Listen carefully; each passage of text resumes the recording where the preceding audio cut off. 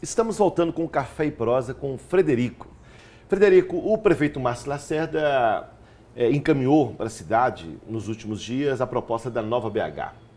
Nova BH, nossa e Nova BH. Eu considero que não é nova e nem nossa, porque não houve participação, houve a presença única e exclusiva do setor empresarial e ausência dos setores populares da cidade, inclusive com a convocação de uma conferência popular de políticas urbanas. Você considera correto o governo propor uma mudança tão ampla como essa, sem passar por uma conferência municipal que deveria ter sido realizada no ano de 2013? Não, definitivamente não. Voltando, como a gente falou antes, essa conferência daria a possibilidade dessa participação da população na construção desse instrumento da operação urbana consorciada. O que a gente vê como um certo problema, as pessoas, eu confundi forma com conteúdo, né? A participação é necessária enquanto forma, mas ela influencia no conteúdo. Sim. Então as pessoas, mas é uma questão puramente formal. Não é formal, é condição sine qua non para que ela tenha uma certa validade. O importante é que, não obstante a previsão da operação urbana no último plano diretor, a operação urbana dessa magnitude, ela influencia tanto a cidade, porque ela é 7% do território, além de pegar uma área... 1 milhão de pessoas serão afetadas pela operação. Ela é tão importante que você teria que utilizar-se de alguma conferência ou de outros procedimentos para a consulta popular. Então não basta apenas uma previsão lá no plano diretor, que foi devidamente aprovado, que veio de uma participação popular, porque quando você vai implementar aquilo que você vai implementar, ele tem que ser novamente revisto, até porque a gente entende que a cidade é dinâmica, né? A vida nossa é dinâmica. Como ser vivo, a cidade é uma coisa em movimento permanente. Se em 2010 foi aprovado o plano diretor, nós estamos em 2013, as coisas mudaram, hoje nós temos um problema gravíssimo que é a mobilidade urbana, que está sendo discutido e rediscutido, que é a pauta. Como é que vamos considerar a mobilidade? Mas a mobilidade não no sentido apenas do fato de da questão da via pública, mas de como você distribuir a cidade, porque a mobilidade está ligada com isso também. Sim. Não é só ver onde você mora, onde você trabalha, justo, onde você quais são os critérios, quais são os critérios modais que vão ser adotados. Não é só isso a mobilidade. A mobilidade também está inserida na questão da distribuição da cidade. Por isso a participação ela se torna essencial, até para colher o desejo. Eu volto a repetir, o artigo 182 fala lá que a política urbana tem que atender ao bem-estar dos seus habitantes. Quem sabe melhor sobre o bem-estar é você como habitante, não é o poder público. Por mais que ele possa ter dados, pesquisas, mas você ouvir aquele sujeito para que seja o bem-estar, qual seria o bem-estar dele. Então nós entendemos que essa operação urbana, ela teria que passar por um procedimento para a oitiva dessas pessoas. Isso é essencial. A própria validade dela. E não você apresentar, como aconteceu na última sexta-feira, um PowerPoint. Nós vamos fazer isso. Como assim? Conversou com quem? Discutiu com quem?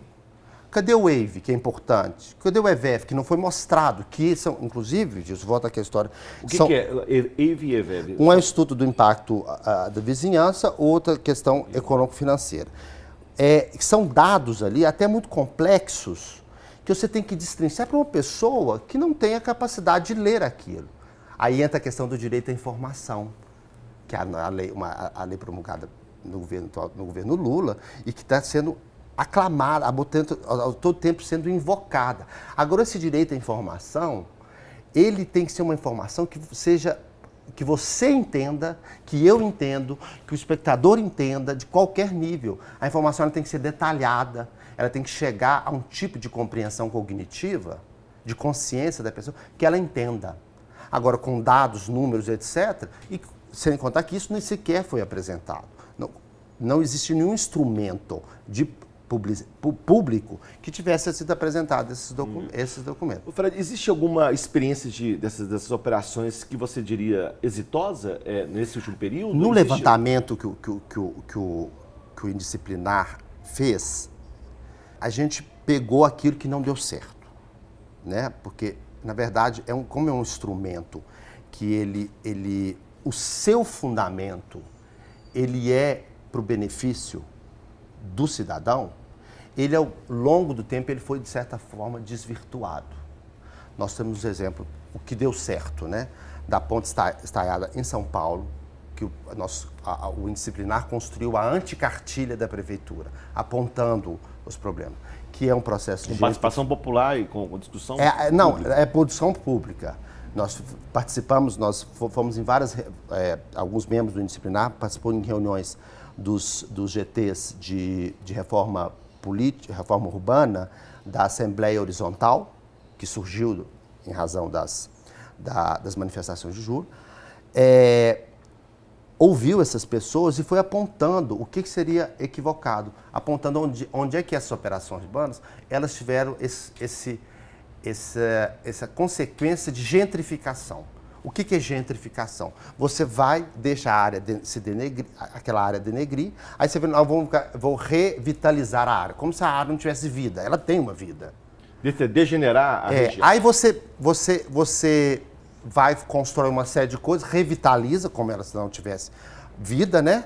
Você revitaliza aquilo ali, cria um boom imobiliário. Essas pessoas que moravam lá, elas são injetadas. Então você exclui as pessoas.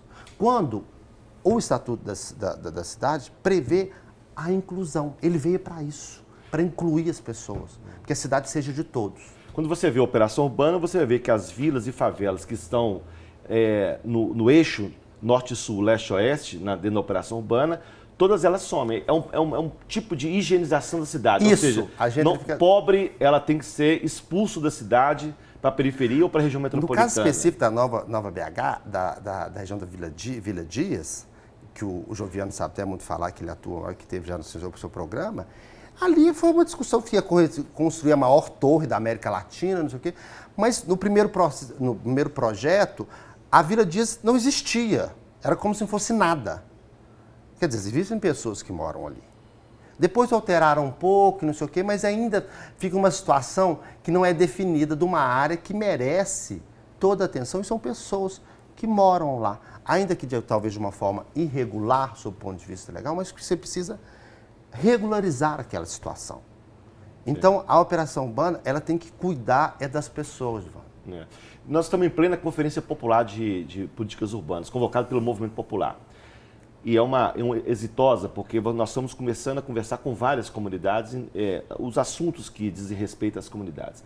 Além dessa conferência, quais outras medidas que você considera importantes para a gente, no mínimo, ter a possibilidade de discutir e participar do processo? A atuação do Ministério Público. O Ministério Público do Estado de Minas Gerais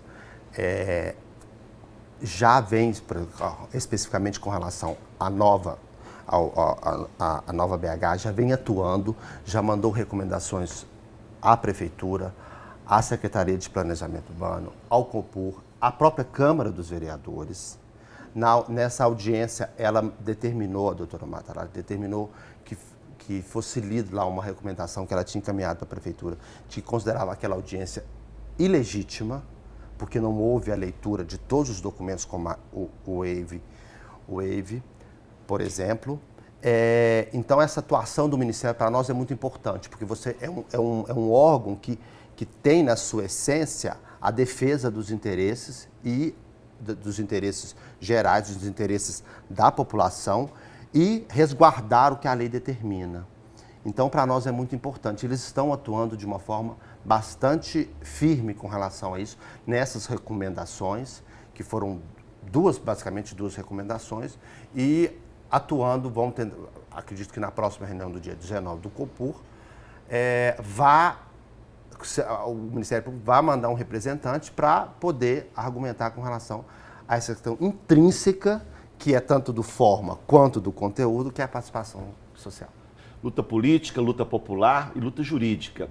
E nós vamos continuar nesse movimento e agradecer a sua presença aqui no nosso Café e Prosa. E com certeza nós teremos muitas coisas a discutir para o próximo período. Muito obrigado. Eu agradeço. Até lá. Estamos encerrando mais um Café e Prosa.